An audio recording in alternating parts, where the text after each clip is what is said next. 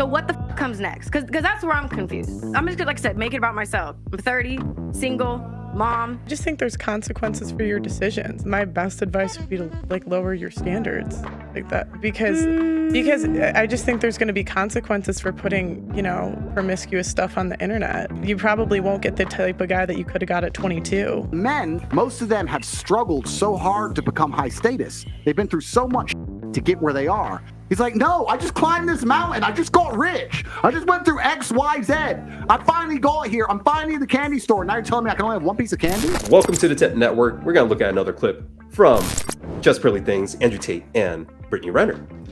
To all the viewers out there, including myself, you live life. There's gray area. You live and you learn, right? So where the do we go from here? So do I play the shame game where everybody walks away a loser? Because I can do that. I beat myself up my entire life for every decision I've ever made, right? It got me nowhere. No. So I value myself. I see the world differently through a series of events. So what the comes next? Because that's where I'm confused. It sucks because the reason I hate these conversations is because it's never about like empathy. Do I understand the scales and how someone may view you for this, that, and the third? Okay, but moving forward, then what? I'm 30, single, mom. My fucking checkered past is all over Instagram. I have people like you, she's a hoe, she's literally known for this. Okay, so what would be your advice to people like me then? But I don't believe in gray area. What you have here is Who happens to be very fine, by the way, but still has a potty mouth, so it's gonna make my editing a lot harder. Okay. Yeah. So Brittany Renner, she's this, what she's describing is the typical, when I was young, I had fun and I didn't think it would ever catch up with me, but now it's caught up with me. So now basically what's happened is that Brittany Renner is not getting the attention from nobody in the NBA is going to touch Brittany Renner. So there's everybody. You don't think anybody in the NBA is gonna try to still dick her down? No, but there's a difference between, and this is the thing that most women don't understand. They don't understand the difference between being dick down and the difference between somebody giving them relationship energy. And she couldn't try and find out. Now, PJ probably wanted to give her relationship energy, right? But she wasn't ready for that at the time. But now, since her sexual history is all over Instagram, and now which she could have controlled herself, by the way. She wrote a book. Yeah. He was on there saying that if you want to come up on a check, just go with a professional athlete because they're stupid and they don't use condoms. This is her doing. And she said that she leaned into being the heel. She leaned into being the bad person. And she said, like she didn't have any advantages being born broke in Mississippi. But the bottom line is this, dude. The wall is undefeated. And what she's hit is the wall of her sexual market value where the people that she thinks she deserves, she can't get. And listen, Brittany Renner, let's keep it a buck. Being a single mother, as fine as she is, there is over 90% of the U.S. population who make six figures, who would be happy to get with her, right? A plumber, a fireman. She don't want those people because she needs the lifestyle that. Well, we know you would, Scott. We know you would. We know you would. You're in her DMs right now, you dirty poop y'all. Yeah, where is it? He's like Brittany. He's like, I'm able and I'm available. He's like, do you like pho? Throw that D in it. Do you like pho? I got some ding dong sauce for you. No, but the thing is, but she doesn't want those people. She still wants she wants higher than high value. And like we were discussing this the other day when I was saying she's beyond entertainers. She wants athletes. She wants, because that's the highest status. Because not only do you get the money, you get the genetics, right? And that's what she wants. Because she was an athlete, so she's not going to go with like some lean drinking screw rapper from Houston. No, she wants a professional. They don't want her no more because they've all been warned about her. They've been warned to hide your wallet for Brittany Renner, and so she's done. She's and your sons and sons, and she's done. And hide your wallet and your sons. And it's not okay. So from what I'm getting from the clip, she's asking for more empathy. So she's asking for forgiveness for the mistakes that she's made, so she can be more viable on the open market of dating. What she's asking for is the escape of accountability for what she's done. You really think she's asking for that? Absolutely. Okay. Absolutely. Well, she's realizing that what's happened is that her past has caught up with her. And she doesn't get what she wants anymore. Because because Brittany Renner would be the first if she got scooped up by Clay Thompson, said, "Hey, I'm marrying you," and she was Miss Clay Thompson. She'd be like, "See, everything I did didn't matter. I still won." But she's not winning. And so she's seeing the door starting to exactly what is it called? Narrowing in, right? Closing in on her. Yeah. For the average everyday woman, yeah, this is called the "I know my worth" phase. And I always say this all the time when you talk to them and you say, I've been through so much, and I've been to, I've been to this narcissist. They're all with the narcissist. There's more narcissists in America. And manipulative. More manipulating people, and they happen. And everybody that they've ever dated has been a manipulator and a narcissist. I'm just telling you, I talk to average women all the time, and they say, "You forget gaslighting. The gaslighting is like the biggest one." They just did this and did that. They said it was all my fault, and that what I heard I didn't hear, and this, that, and this. But now I know my worth, and I'm not looking for those guys. I'm looking for a guy who likes the Grand Canyon. I'm looking for a guy who sees beauty in simple things. No, you're looking for a guy who will accept your used ass. That's what you're. All right. You know what? Yeah, I like this because actually I was going to wait for another video for this, but we might as well play this clip too. Jump to this clip. And men, especially the high status men, most of them have struggled so hard to become high status. They've been through so much to get where they are. It's like telling him, if you climb this mountain, you can go to a candy store. And he climbs to the top of the mountain, and the second he's in the candy store, after one piece of candy, that just saying, no more candy. He's like, no, I just climbed this mountain. I just got rich. I just went through X, Y, Z. I finally got here. I'm finally in the candy store. Now you're telling me I can only have one piece of candy? Okay. What man's gonna agree to that? Do you think? This is what I'm trying to say though, is that you see Andrew Tate saying, once a man gets to his highest earning potential, he gets to his prime, physically, financially, emotionally, mentally. He knows what he is. He knows where he's at. He knows what he can get. At this point, he's probably about 35 years old.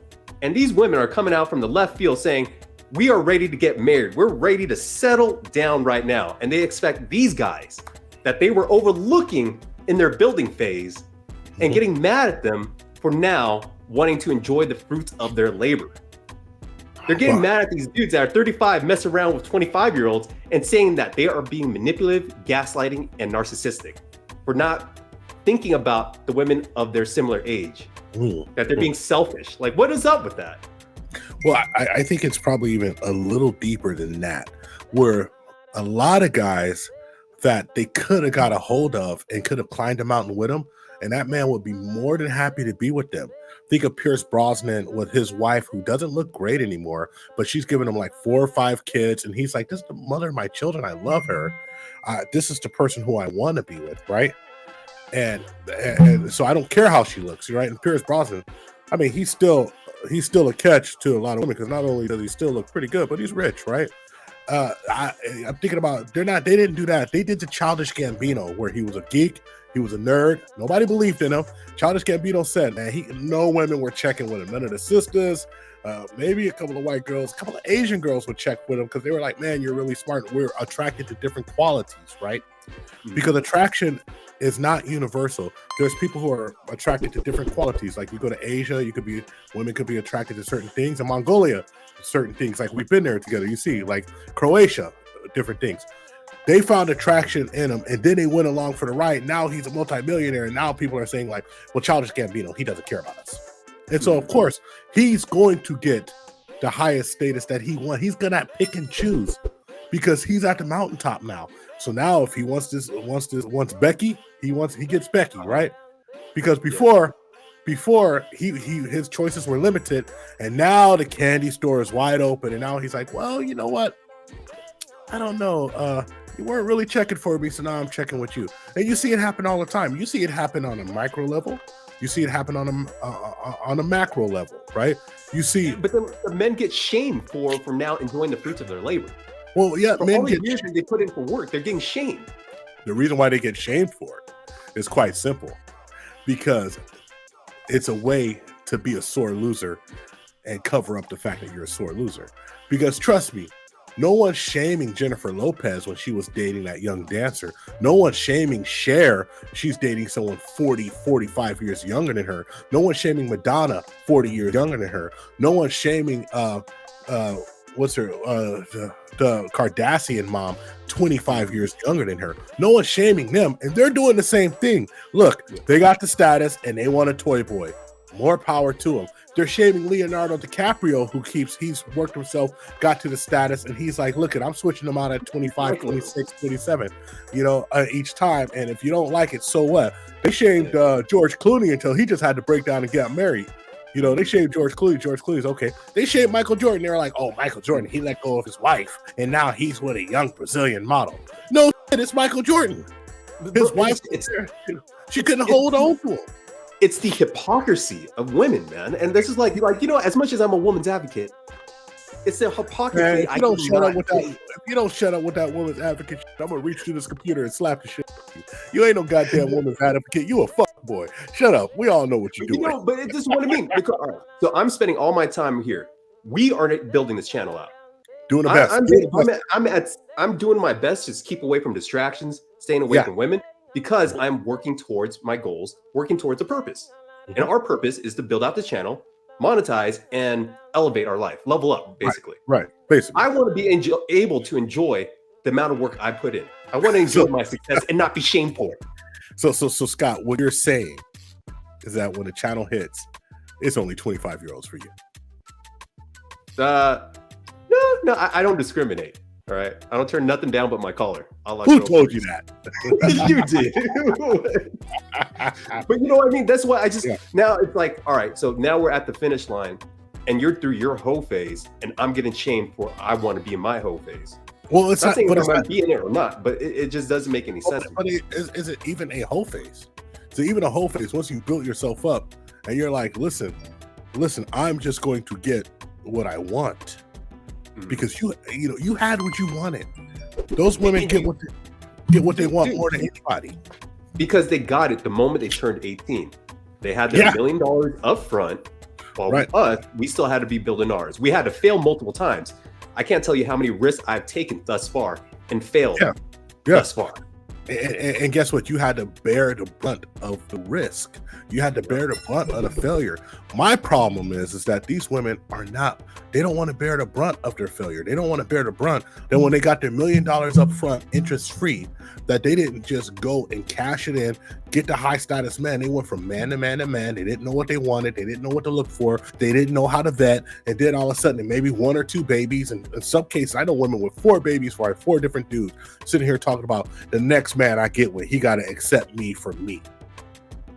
Have you lost all sense of reality? The next man you get to is going to bust you down just like you deserve to be because you're dumb.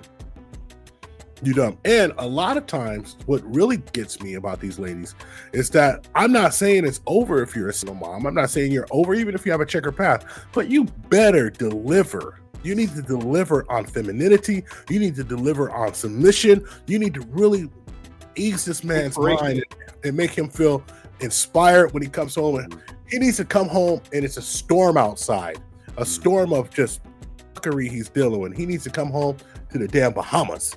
That's what it needs to do. And I'm not talking about hurricane season. It needs to be 76 degrees with a nice offshore breeze and the drinks are right. And that's how you do that. But women don't even want to do that. And that's my problem. It sounds like I'm demonizing women, but I look at modern women and their ideals, and I don't know where they got it from, that men are just supposed to expect anything and accept anything. Because that's not reality. We shouldn't have to accept anything. It's just like women shouldn't accept anything. A woman shouldn't accept a man who says, hey, I want you to be mine and only mine, but you got to pay 70% of everything. That doesn't make sense.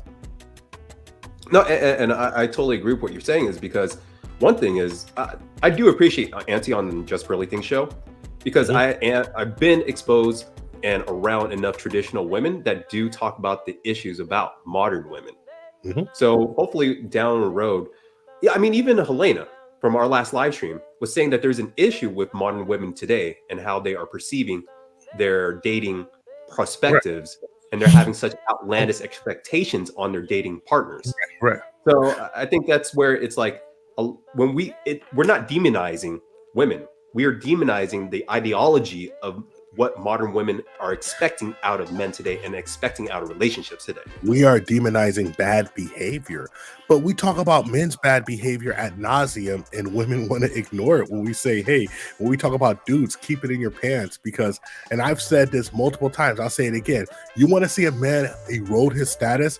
Have a man with 7 kids by 7 different women paying all his money to child support. That is a lead indicator of someone who's broke for the rest of their life. He'll never get out of debt. He'll never get out of it. But that's a lead indicator. So yes, a body count can affect men. It affects men differently than it affects women. You know, I know a ton of dudes with multiple kids by multiple different women, and they're not going anywhere. They have jobs where you think like, oh, you work at UPS, you've been there for 15 years, you're making great money, you're getting great overtime, and you still renting a 1-bedroom apartment because you can't get ahead because you got kids everywhere. And even worse, your kids don't feel like their dad is taking care of them because you're giving them the absolute minimum. If you would have had 1 kid, your kid and you would have been well. Think about how that man's life would have been changed if he had a kid by the right woman and married her. And then he's making $90,000 a year working all this overtime. He'll still be doing the same thing. She might be making $40,000 a year, which is the average, right? And now putting that salary together, $130,000 a year, their kid's doing great. You know, their kid's happy. Maybe they have 2 kids, you know, but they can afford it. But now you spread it out, you hurt yourself. So it goes for men just like it goes for women. It just manifests itself in different ways. What I want to add into what you're saying right there, you know, I know how you don't believe in power couples. To me, what you are describing, that to me is what a power couple is. That's what it should be known as. Yeah. Well, I mean, like the myth of the power couple is like the 2 C-suite executives who spend all of their time at the office, but somehow their kids are just like great, the Cosby Show stuff. Yeah. And it's like, well, they had their grandparents. Like, dude, your grandparents don't want to raise your kids. Your grandparents should be able to spoil your kids. Your grandparents should have your kids, you know, your parents, the grandma and granddad should have your kids on a weekend, right? Maybe you drop your kids off during the day while you're at work because you have to do it, but they don't need to have your kids for 12, 13, 14, 15, 16 hours a day. That's crazy. They're tired already. They raised you. They shouldn't be raising anybody else. It looks like we have an uphill battle, and we're going to be continuing battle every day here. Well, I think as long of nuclear families. Well, I think as long as we have outlandish dating expectations, and these primarily come from women, from both sides, but primarily comes from women. But men have some really, you know, like I said, if you can't expect someone to go to work 12-hour shift. And then come and you're playing video games and come home and do everything for you. You can't expect that. That doesn't make sense. That's going to break down eventually, right? No matter what. You guys got to get in shape, man. I mean, maybe not bodybuilding shape, but you got to get into martial arts or something. You got you got to be like Jordan Peterson said, if you walking away from a conflict when you don't know how to handle yourself doesn't make you brave. It makes you a wuss. You know, the man who walks away from conflict, who's brave and who's actually formidable, because he has a choice.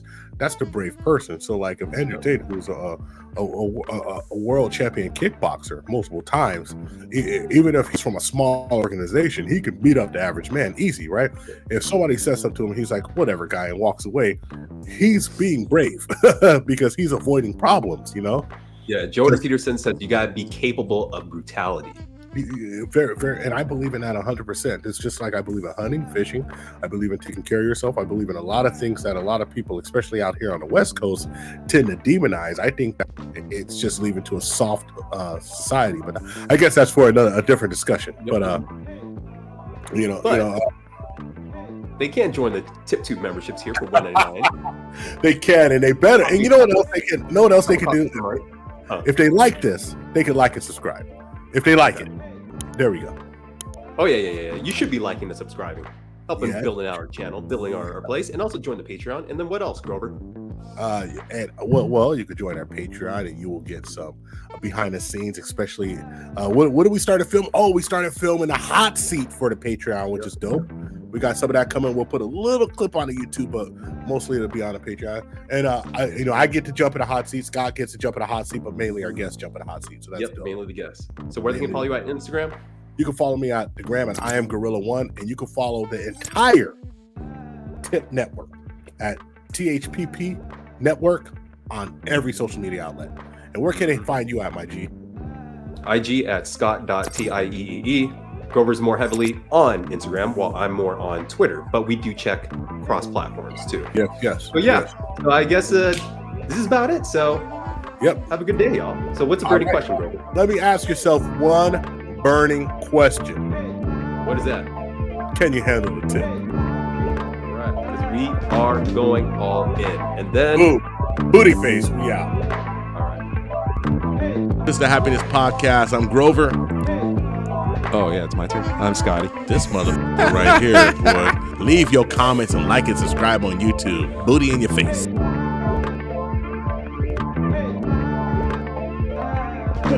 We found true happiness